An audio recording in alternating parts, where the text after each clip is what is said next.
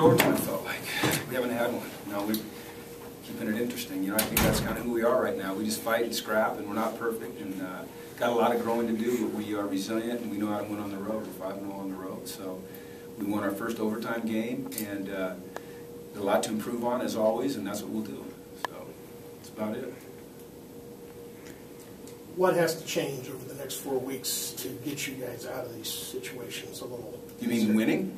Well, we're 6-2. Mm-hmm. So I hope nothing changes. I hope we keep winning. Because winning is the objective in competitive sports, and we won. Now, we'll go back and evaluate everything and continue to get better. But, boy, I hope nothing changes in terms of the result, because I like winning. It seems like you guys have had some issues kind of putting your foot on the gas pedal and putting teams away. We're young. Yeah, we're learning. You know, we're a young team. Like I told you guys last week, we got 6 seniors, 6 scholarship seniors. We're learning how to do things the right way. And it's not always going to be a smooth ride. But we're winning. We're 6-2.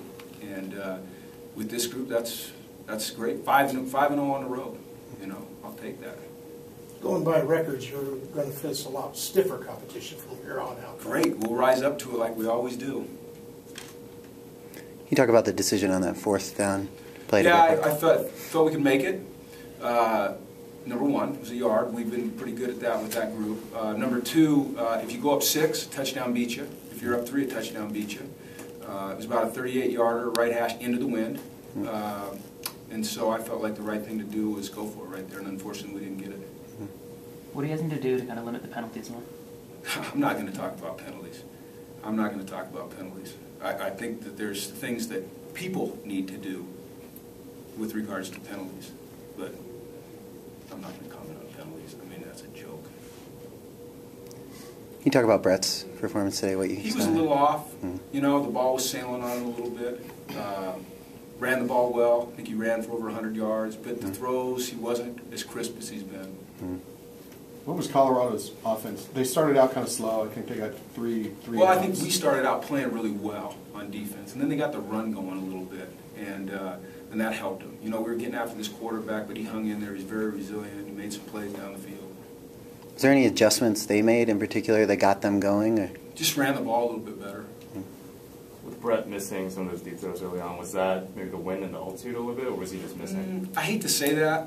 The ball was sailing. You know, you can't blame the wind. It's certainly when the altitude doesn't matter when you're throwing the ball. He just wasn't as sharp as he normally is. How about Paul Perkins' performance in that first run? That was nice. 90 was hoping he could make it. He was chugging, you know, and they couldn't catch him. And I think he ended up with 180 yards rushing, and I don't know if that pushes him.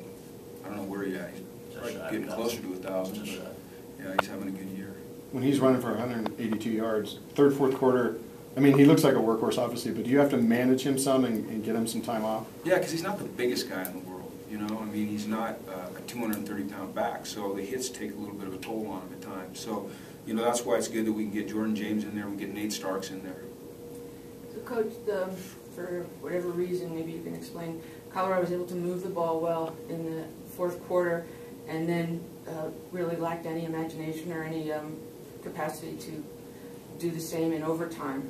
What was going on that you could see that they were able to do and then couldn't do?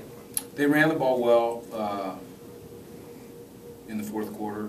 The quarterback made some throws. I'm not going to comment on their imagination. I mean, they were just calling plays. We were just making plays. You know, we just played better. Did you see a difference in how they were playing? No, they were calling the same plays and same strategy. Nothing changed with regards to that. They were sticking with what had worked for them, and our guys just, you know, made plays. And then for you going into overtime, you know, as they drove down to tie it, which, you know, you seem to have had control of the game. What do you tell your team and that was able to get them to perform to the level to win? It was our first overtime game in 2.5 years, so, and we practice overtime. And people think that's silly at times because really it's just red zone offense and red zone defense. But we try to put ourselves in those situations where there's some pressure.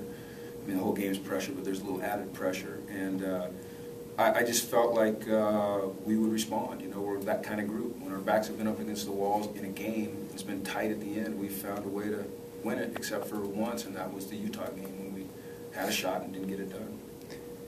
Is the message after a game like that more just about the resilience and keeping that up, or is it more about, or do you tell them, you know, we can't blow a lead like we did? It's both, but we won. Sure. So you always have to, it's hard. You know what I mean? Like you go back and forth, you vacillate in your message, which I don't necessarily like to do because you just won a game. You're 5-0. You won on the road in the Pac-12. You know, it's never going to be easy. Now, we started out fast, and then they came back, and we had to win it in overtime. So you're proud of the resilience, but you're always going to search for, whether you win or you lose, whether you play great or you play poorly, you're always searching for ways to get better. That never changes. You know, so your message has to reflect that type of attitude, that type of culture. What's a team need to do to close a team out when you get them down that quick? Here's what I told the team, Chris, because I can tell you're on the kick. So I'm going to give it to you, because you're sitting on there. Is we have to find a way, okay, when we get a team, you know, where we feel like we've got them, to not, I feel like at times we take a little exhale instead of doing that. And I think that has a lot to do with, and I'm not using this as an excuse, this is just what I believe, our youth at times, you know, feeling like, I think that the three worst words you can use is I got it, or I got them, you know, or we got it. And I think at times we fall into that trap. And so the message was to them was, love the resilience, love the win, but we've got to move past that. We've got to move past that part of our deal, and we will. We will. We're going to do it. We're doing it.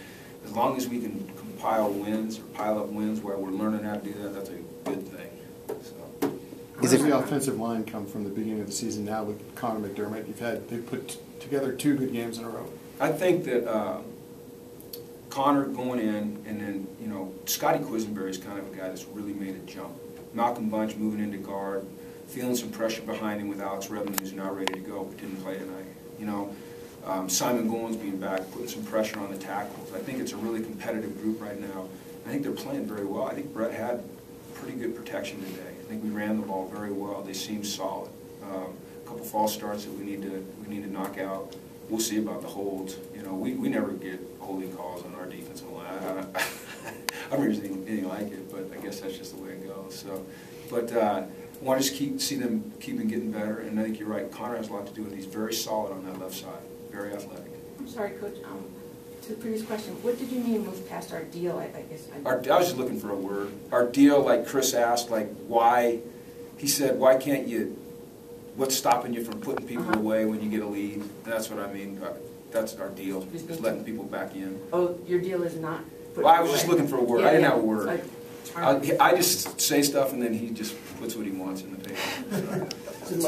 Two more, guys. Yeah. Is it frustrating when, you know, youth seems like that main issue, and it's not like you can make them grow up any faster? It's but just this helps them grow up. You know what I mean? And look, I'm not going to give them the out of youth. I just am telling you there's a reason. Okay, it can't be an excuse or an out or, oh, hey, we're just young. You never say that to them. But I think games like this, and I've said this a lot, you guys have heard it a gazillion times this year, I just keep saying it like a broken record, it helps you down the road because they believe they can win the close one. They know how to win the close one, whether it's at home or on the road, whether it's a great team or a team they should just crush, you know. Nobody in there is like, they didn't come in there jubilant, you know. They, oh my God, you know. They understand what we need to do, the issues. They understand about taking ownership of their responsibilities, as we all do. I'm talking about players and coaches, and we're going to do that. You know, we're going to absolutely do that. I like where we're at in terms of our record. I mean, certainly I'd love to be undefeated, but you know, we're a resilient crew and fix some things up and see how it ends up. Is the team playing younger than maybe you expected before the season? No, not me. You know, I think that I knew going in how youthful this team was, and but we got to push past that. It's time. You know, it's 8 games in. I don't want to use that. I'm not going to. I'm giving you a reason. I'm not giving you an excuse. Okay, but we got to push past it. Coach, you kind of alluded to how important this game was. How big a win was this? Every win is huge. You know, every win. No matter how you get it, they're huge. Wins are hard to come by. You know, and it's big. And we're keeping ourselves alive, and that's the key. So, all right.